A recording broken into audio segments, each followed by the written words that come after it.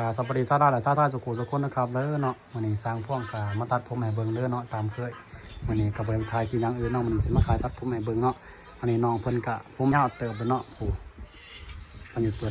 ดตะขางครับข้างหลังเนาะข้างบนเป็นวันสิป้าเนาะก็ประมาณนี้เนาะสำหรับลูกค้ามันสิตัดเนาะ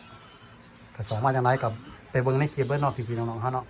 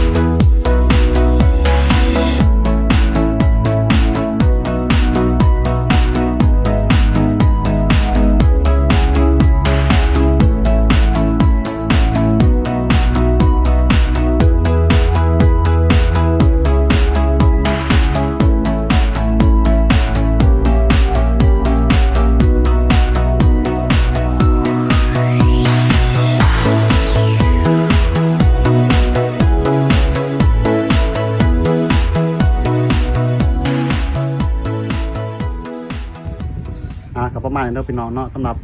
น้องมันตัดเปิดขาง3ขางเนาะขาง2ขางแต่ข้างล่างขางหนึ่งเนาะกับประมาณนี้เนาะแล้วตะก้นสิมักเด้อเนาะสำหรับทรงผมเนาะในน้องมันมาเปิดขาง3ขางเนาะข้างบนบนตัดเนาะสร้างพ่วงกับตัดหายเพิ่นเนาะกับประมาณนี้เนาะอันนี้สร้างพ่วงกับบริณาลูกค้าที่ได้แบบเพื่อนน้องเพราะว่าสร้างพ่วงกับตัดลูกค้ามาตัดสร้างพ่วงกับจะเอาเป็นหน้าแบบเลยเนาะอันนี้เห็นน้องเพิ่นผมยาวเนาะก็ยังอยากมาถ่ายคลิปให้พี่ๆน้องๆทำเบิ่งเนาะประมาณนี้เนาะสำหรับทรงผมน้องเนาะถ่ายร่องสูงเนาะ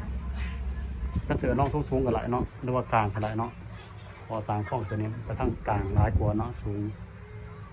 กับประมาณนี้เรื่องพี่น้องเนาะเขามาส้มคลิปสร้างข้องกับที่เดิมผักติดตามเด้อเนาะพี่นภพทรายเนาะช่องยูทูบตอนนี้ก็คนติดตามอยู่1,000 กว่าเลยเนาะ1,070 ปลายเนาะคือทางเพจเฟซบุ๊กก็10,000 กว่าเลยเด้อเนาะก็ขอบใจที่รับพี่น้องที่บอกเขามาส้มคลิปสร้างข้องติดตามให้เนาะไปเวลาพี่น้อง